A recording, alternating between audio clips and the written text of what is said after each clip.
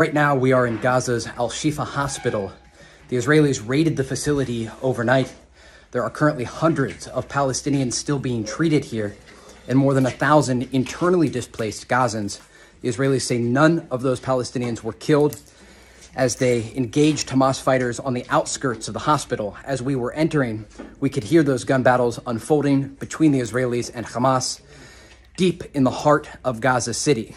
Israel is looking to hold territory as they search for the hostages currently being held inside Gaza. So all in all, the first month and a half of this conflict has been all about hospitals. Oh, you did this to a hospital. No, actually, y'all were the ones that did this to a hospital. Israel bombed this hospital. No, we didn't. Hamas accidentally did that. No, Israel did it. Oh, well, that's because Hamas headquarters was under the hospital. Oh, so you did attack the hospital. No, that was Hamas misfiring. And then the hospital, for the last 30-something days, every day, we're running out of fuel. We'll be out of fuel in a few hours. And I've watched for like 37 days straight as this hospital says it's running out of fuel, and it's not. They claim the electricity was cut off. The electricity was on. Hamas is screening video footage of their attack on Israel outside of the hospital. I mean, they're literally sharing cell phone videos and making TikToks and stuff. So it's just an all-around wild situation. And it's weird to me that the whole first month and a half has been focused on these hospitals. And now the IDF, the Israeli forces, they've taken over one of these hospitals. They claim there's these intricate tunnels underneath. I don't know if there is or not. They're showing all of this evidence that Hamas was occupying this hospital and that Hamas was there. But I don't know what to believe in today's day and age. There's so much propaganda, and both sides have already showed that they are willing to lie about anything. You know, you can't say, oh, we didn't attack a hospital, and then turn around, oh, well, we did, but it's because it's a Hamas headquarters underneath. And then change it again to be like, oh, no, actually Hamas misfired and did this. And then the hospital's over here like, oh, all of our patients in the ICU have died. And then the next day they're like, wait, it was just one patient, but you get the point, right? It's so much propaganda. Everyone's trying to play on people's emotions. It's frustrating.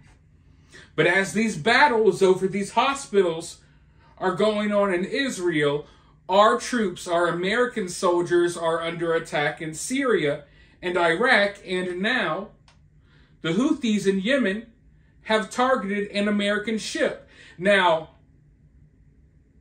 the U.S. has been really slow on reporting a lot of the things that's going on. And I even mentioned earlier in a prior video, I mentioned that there was an attempted attack on a U.S. ship. I mentioned that in a prior video, and I said that I don't know if the mainstream media or if the Pentagon will acknowledge that it happened. Well, they have. They have acknowledged it. It's not like it's the #1 news story in America. There hasn't been much talk about it, but it has been acknowledged. And the fact that they acknowledged this one, I can tell you there's been multiple, okay? Anything that we're hearing coming from this conflict, anything that's being verified here in America, you can go ahead and bet your ass that it's 10 times worse. It's like we don't want to release how many attacks have happened on these bases because the amount of attacks is overwhelming. So we kind of slowly, every few days, we release a little bit more information, because if you just pile it on people, people are going to be questioning what in the hell is going on and why isn't something being done about it. But, you know, I've said countless times, I don't want war. I don't want us getting further involved.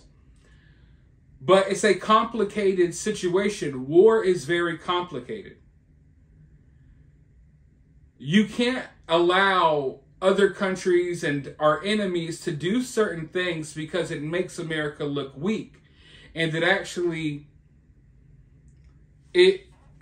how can I explain? It makes America more dangerous. It makes the world more dangerous sometimes when you show that weakness. This is a conversation that I'll have to have in a different video, but sometimes force is necessary. And sometimes, you know, you have to respond in a forceful and timely manner to send a message. But as of right now, we haven't been sending many messages. We've been the punching bag of the area, allowing our troops to get attacked, and now our ships are getting targeted. Now, we could talk all day, and the argument can be made that our ships shouldn't even be there. I'm not here to argue that, but our ships are there, and now they're under attack. Yemen has tried to attack our ships directly. Not, oh, we're firing stuff at Israel and maybe y'all as well. No, a direct attempted attack on our ships. So what's next?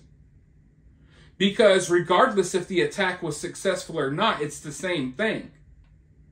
And it's not like it's going to be the only one. But before I give you any more thoughts, let's go ahead and tune into what they're saying on the news, and then I'll be right back with more thoughts. Well, Neil, the U.S. Navy destroyer USS Thomas Hudner shot down a drone from Yemen while operating in international waters in the southern Red Sea today. This is the first time a U.S. Navy warship has been targeted since the conflict between Israel and Hamas began. Just last week, Houthi forces in Yemen shot down a $32 million MQ-9 Reaper drone over the Red Sea. So far, the U.S. military has not responded. Isn't the lack of response by the U.S. military inviting more actions, aggressive actions by the Houthis? I wouldn't say that it's inviting more aggressive or further response from the Houthis. We've seen the Houthis do this before. I'm not saying that we're not going to respond. We always reserve the right to respond at a time and place of our choosing. You're not deterring the Houthis. We have a very robust presence in the region right now that is sending, I think, a very strong message of deterrence. Just moments ago, we learned that Iranian proxies fired 3 rockets at U.S. forces in Syria. There have now been 57 attacks, 6 since the U.S. airstrikes in eastern Syria on Sunday that killed 5 to 7 Iran proxy fighters. This is new video released yesterday by the Defense Department showing the U.S. airstrikes targeting a safe house used as a headquarters in Mayadeen, Syria. This second strike destroyed an IRGC training facility in Abu Kamal.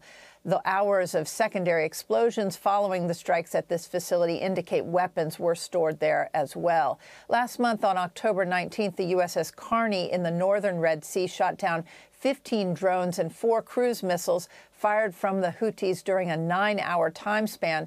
The rockets intercepted by the Carney were heading toward Israel. They had the capability to travel more than 1,200 miles. Neil. So the Houthis in Yemen, they've declared war on Israel. Out of all of the factions in the Middle East that have been making threats and saying this and saying that, the Houthis are 100% about that they be talking about, okay? Everything they said they were going to do, they've done it. I'm not saying that's a good thing, but at the very least, sometimes you have to listen to what these leaders around the world are saying. You have to take it with a grain of salt. There's a lot of bluffing. There's a lot of intimidation tactics. The Houthis, they're like, hey, we're going to do this, and they do it. They at least they try. So when I'm looking at all of these different factions and all of these different groups that are at play in this situation, some groups I'm looking at, okay, y'all have talked a tough game, but you haven't done anything. When it comes to the Houthis, I'm not saying they're the most powerful force in the region, but at the very least, they're backing up their words with actions. So when the Houthis say something, I take it more seriously than when I hear it from these other proxy groups and these other militias and what have you. So the Houthis threatened that they were going to attack ships, not just Israeli military ships, but any type of ship they can try to attack, and now they're doing so. So I would assume that we're going to see more attacks on our ships out in the area, and how long before we respond. I mentioned earlier that the Israeli Air Force has already drawn up plans for a massive air campaign against the Houthis in Yemen. Will that see the light of day? I don't know. But I have to imagine if we continue seeing these rocket attacks, we continue seeing these drones and these missiles fired at Israel, and now U.S. ships as well, something's going to have to be done. You know, even if you want to view the Houthis as a pesky, sickening mosquito that's kind of biting at you and nipping at you at the barbecue, eventually you swat your arm. Eventually you swat it away. So I'm interested in seeing how long this goes on, because I don't believe that the U.S. military, along with Israel, are just going to sit here and continue allowing the Houthis to continue attacking Israel and trying to attack American ships as well.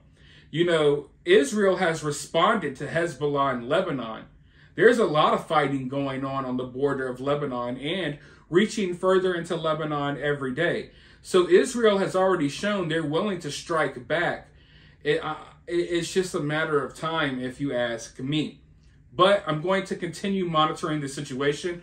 Let me know what you think about all of this down in the comments below. While you're down there, if you want to support the channel and you're feeling generous, you could drop a super thanks, because YouTube has been demonetizing most of these videos about this war. But you could also support the channel for free by sharing this video on social media. Hitting that like button helps the video in the algorithm. Subscribing, as I'm on my road to I'm on the road to 100K as YouTube tries to delete my subscribers. And also ring that notification bell so you can be notified of when I upload my next video. But as always, I'll talk to you all very soon in the next one.